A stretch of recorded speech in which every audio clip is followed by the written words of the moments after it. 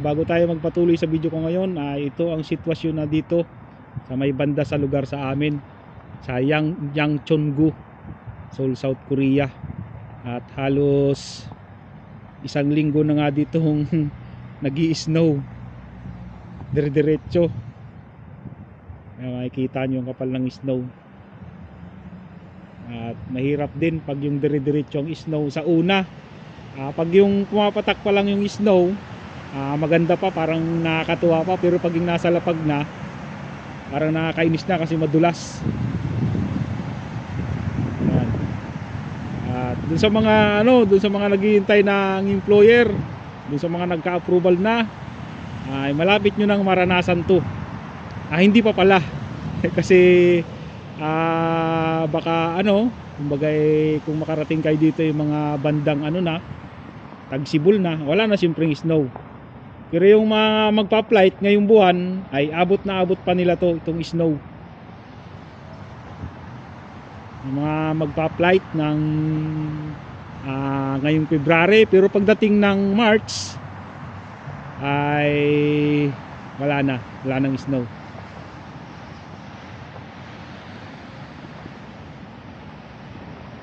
Basta na nga pala yung mga nag-try mag-register para sa EPS topic exam ngayong taon.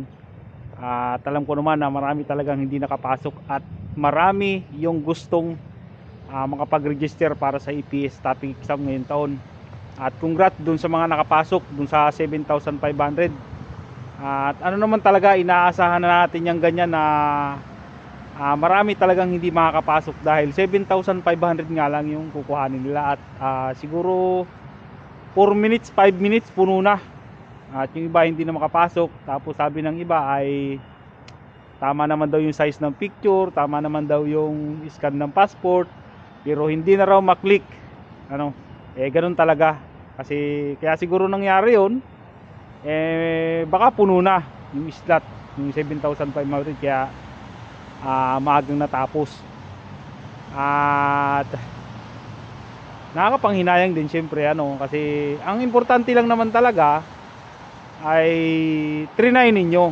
At nakakaawa lang din yung mga naahol na sa trabaho, hindi na halos mga nakatulog, nag-absent sa trabaho halos 2 araw, tapos pagdating ng pangatlong araw saka nagkaroon ng registration at naayos yung system ng DMW, yung down system pangatlong araw bago natapos.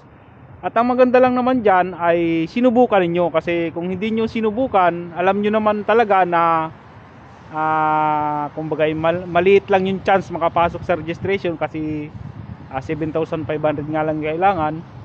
Ang maganda dun sinubukan ninyo. At dyan natin malalaman kung talagang dyan ninyo malalaman sa sarili ninyo na talagang desidido kayo makapunta dito, kahit alam niyo na kukunti lang yung chance ninyo makapasok sa registration.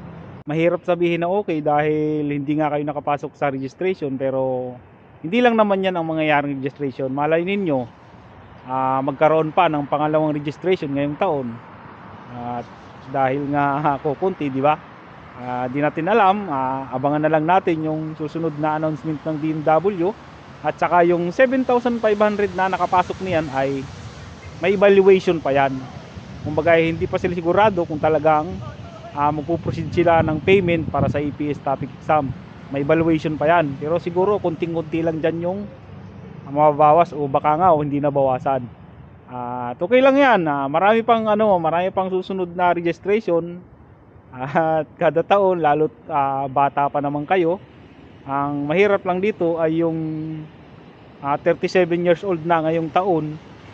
At kung sakaling magtatry sila na mag-register next year 2026 para sa EPS topic exam, ay medyo tagilid na Siguro yung iba na hindi nakapasok sa registration ay baka tama rin na mag-aral kasi ang inaasahan nila ay baka next year na ang registration. Para sa akin ay huwag kayong tamarin. Okay lang na hindi mag-aral araw-araw, pero siguro kahit sa isang linggo ay magbasa-basa kayo habang naghihintay ng registration. Review.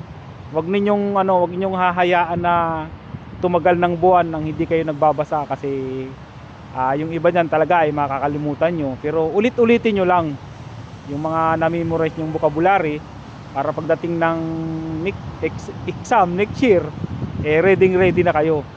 At siguro naman next year pag nagkaroon ulit ng registration ay baka marami na yung papasukin nila, hindi lang 7,500. Congrats dun sa mga nakapasok sa registration. At sana ay mag-proceed kayong lahat sa payment para sa APS static exam.